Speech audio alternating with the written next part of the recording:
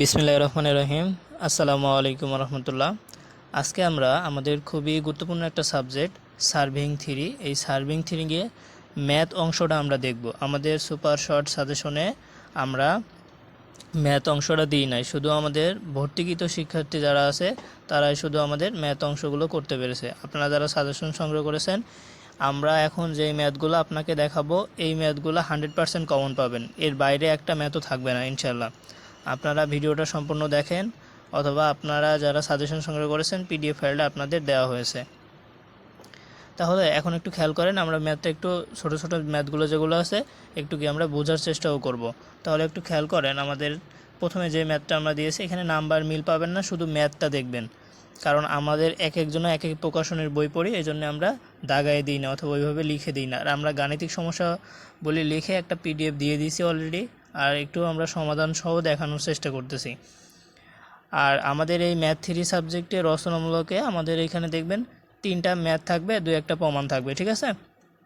তাহলে দেখেন, প্রথমে আমরা যে ম্যাথটা দিয়েছি এবং 100% বলছি আমরা এই ম্যাথটা ইনশাল্লাহ আসবে, যে ক খ রেখার বিয়ারিং 60 ডিগ্রি এবং গ ক গ খ রেখার বিয়ারিং 280 ডিগ্রি এবং একটা 6 ডিগ্রি বৃত্তাকার বাঁক, এগুলোকে সংযোগ করলে বাঁকের দৈর্ঘ্য কত হবে। খুবই ইম্পর্টেন্ট একটা ম্যাথ।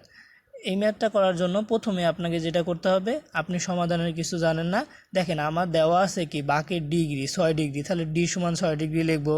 তারপরে দেখেন আমাকে বলতেছে বিয়ারিং 60 ডিগ্রি, তারপরে কি গ খ, প্রথমে বলছে ক খ বিয়ারিং, তারপরে বলছে গ খ, তাহলে এই বিয়ারিংটা কি প্রতিসরণ কোণ হবে না?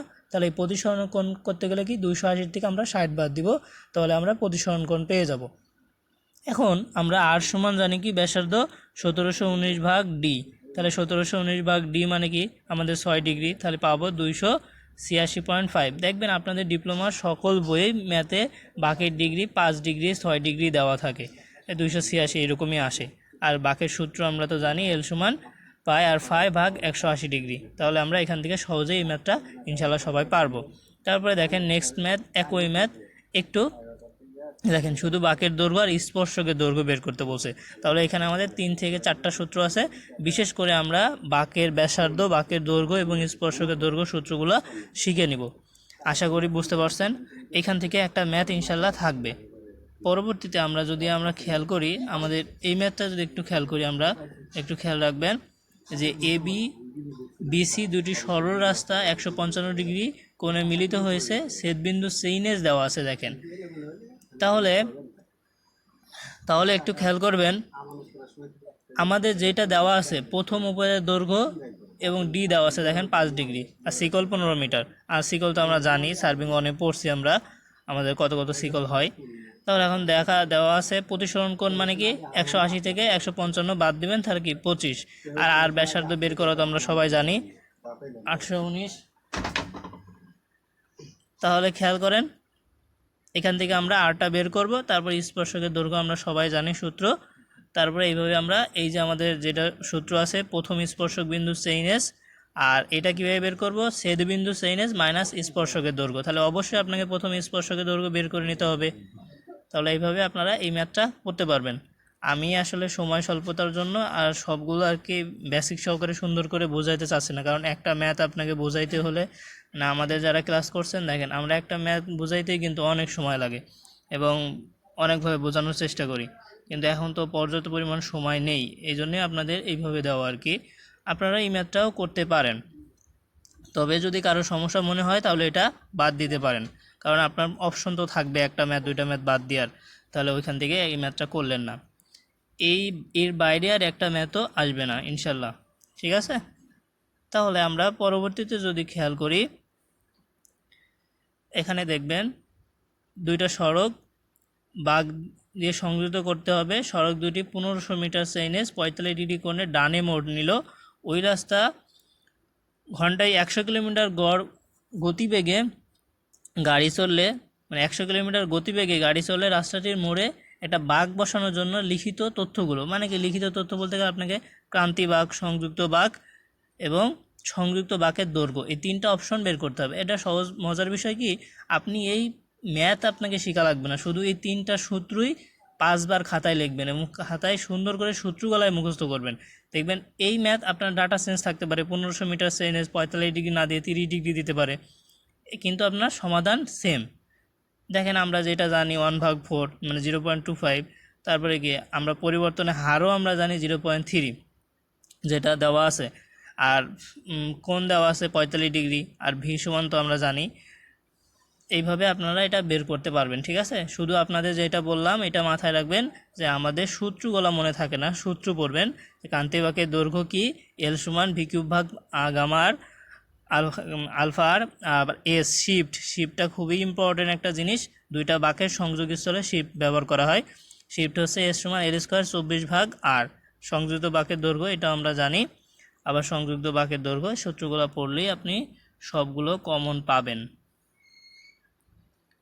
পরবর্তীতে আমরা এই ম্যাথ এই টাইপের ম্যাথ একটা ইনশাল্লাহ আসবে, 0%, 0.6% ঊর্ধ্বমুখী ঢালু পত্রের সাথে একটি আনুভূমিক পথ 425 মিটার চেইনেজ মিলিত হলো। উক্ত দুটিকে একটি উলম্ব অধিবৃত্তাকার বাঁকে সংযুক্ত করার জন্য প্রয়োজনীয় তথ্যাদি নির্ণয় করো। প্রয়োজনীয় তথ্যাদি কী কী চাইছে আমাদের, বিস্তার দেওয়া আছে, সবগুলো দেওয়া আছে, তাহলে এখান থেকে আমরা এটা বের করতে পারবো। এখন আপনাদের একটা কথা বলে রাখি, আপনাদের ম্যাথ করার সময় মানে এককভাবে যদি কোনো সমস্যা হয়েই থাকে, মানে একদম বুঝতে পারতেছেন না, তাহলে ওই ম্যাথটা আমাদেরকে দিবেন, ইনশাল্লাহ আমরা আপনাকে বুঝিয়ে সমাধান করে দেওয়ার চেষ্টা করব, ঠিক আছে। তারপরে দেখেন এই যে 7 নম্বর টাইপের যে ম্যাথটা আমরা দিয়েছি, এই ম্যাথ 100% আপনার আসবে, ঠিক আছে। তাহলে এখান থেকে আপনি এই ম্যাথটা করে নেবেন। আর এই ম্যাথ খুবই সহজ, কারণ আপনাকে সব কিছু দেওয়া থাকে। দেখেন না, এই যে 100 মিটার প্রস্থ বিশিষ্ট একটা নদী, আপনাকে 120 মিটারও বলতে পারে, 80 মিটারও বলতে পারে। আবার এই যে নদীতে 10 মিটার ফালির মধ্যবিন্দু, 10 না বলে 15 বলতে পারে, কিন্তু সেম ম্যাথই থাকবে একটা। আর শুধু গৃহীত পার্ট আর গেজ পার্ট দেওয়া থাকবে, এইখান থেকে আপনি সবগুলো বের করতে পারবেন, লঘুকৃত তলের মান, গেজ, সংশোধনী, এগুলো আর কি। হ্যাঁ, চিত্র যদি আঁকতে বলে তাহলে ডাটা অনুযায়ী আঁকায় দিবেন, সহজ বিষয়। দেখেন আমাদের প্রথম আছে 1.85, তাহলে এইটা একটু ছোট হবে। তারপরে দেখেন 3.60, তাহলে একটু বড় হবে। তারপরে 4 আর একটু বড় হবে, 5 মানে আর একটু বড় হবে। এইভাবে আর কি ডাটা আঁকায় দিবেন, মানে খুবই সহজ। ডাটা আপনাকে চিত্র মুখস্থ করা লাগবে না, অনেকেই চিত্র মুখস্থ করেন, ঠিক আছে। বুঝতে পারছেন, আপনার এইখানে দেখেই বুঝতে পারবেন কোন দাগটা কখন কত হবে। সর্বোচ্চ বিন্দু তো আমরা জানি, এখন এটাই তো গভীরতম বিন্দু।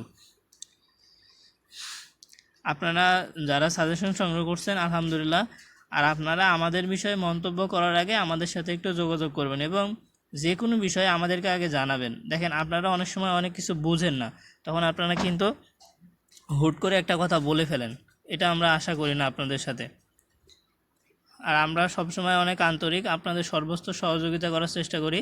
আপনারা যে কোনো বিষয়ে নক করবেন। এখন একটা বিষয় দেখেন, আপনাদের কিছু নমুনা প্রশ্ন আমি দিয়েছি, মানে আমাদের মানে যেভাবে প্রশ্ন টাইপটা আসে আর কি, এই নমুনা প্রশ্নগুলো দিয়ে দিয়েছি। আর একটা বিষয় মনে রাখবেন, সিলেবাস বহির্ভূত একটা প্রশ্ন দিতে পারে, ঠিক আছে।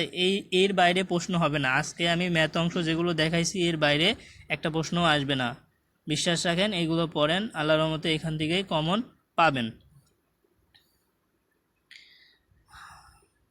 দেখেন 2টা নমুনা প্রশ্ন দেখাইছি, এখান থেকে আপনারা সর্বোচ্চ কমন পাবেন, ঠিক আছে।